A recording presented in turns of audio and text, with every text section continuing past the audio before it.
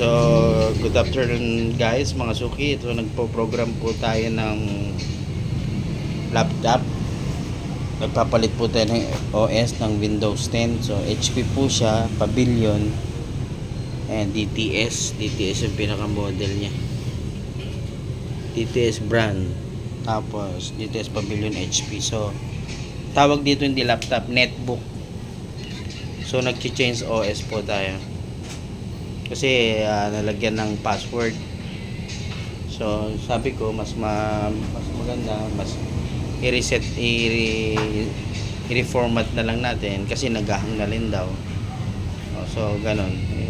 Bukod sa isang bayad na lang, tanggal na yung password and then mare-reformat pa yung PC niya. So bagong installation ng antivirus. Bibilis yung PC niya. Kasi matagal na raw po ito sa kanya, sa siguro more than mga 7 years or 8 years na raw niya naka-stock lang, gumagana pa pala, nalimutan nila yung password kaya nag-decide sila na paggawa nga dito sa Triple J. Habang wala pang customer,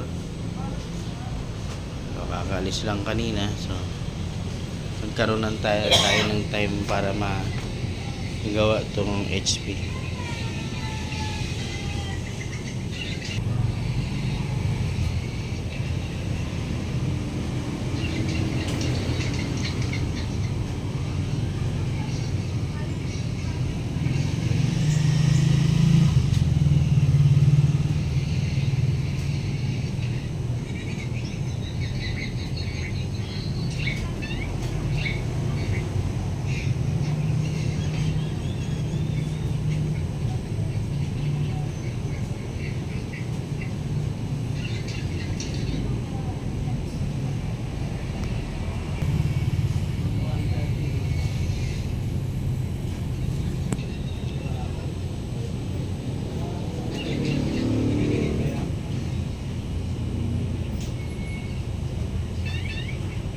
So itong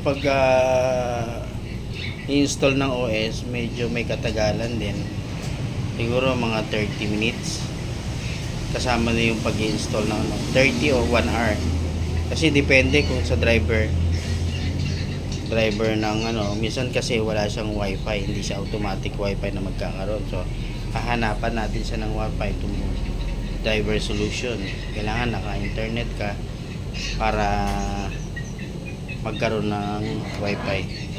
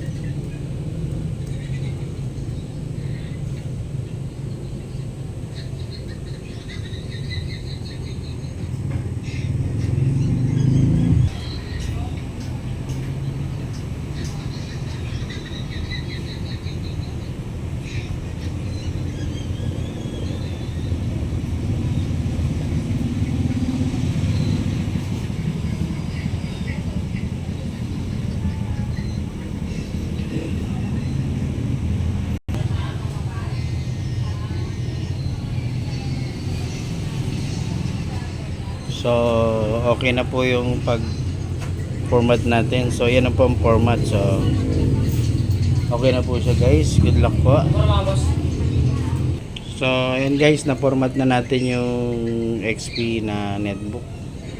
So install na lang natin itong application. So may additional po yung kung lalagyan nila ng Microsoft Office at kung lalagyan nila ng antivirus o kung lalagyan nila ng Google Chrome.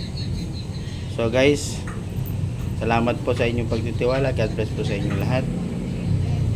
Ang ginawa po natin ay isang HP Pavilion Netbook DTS brand. God bless.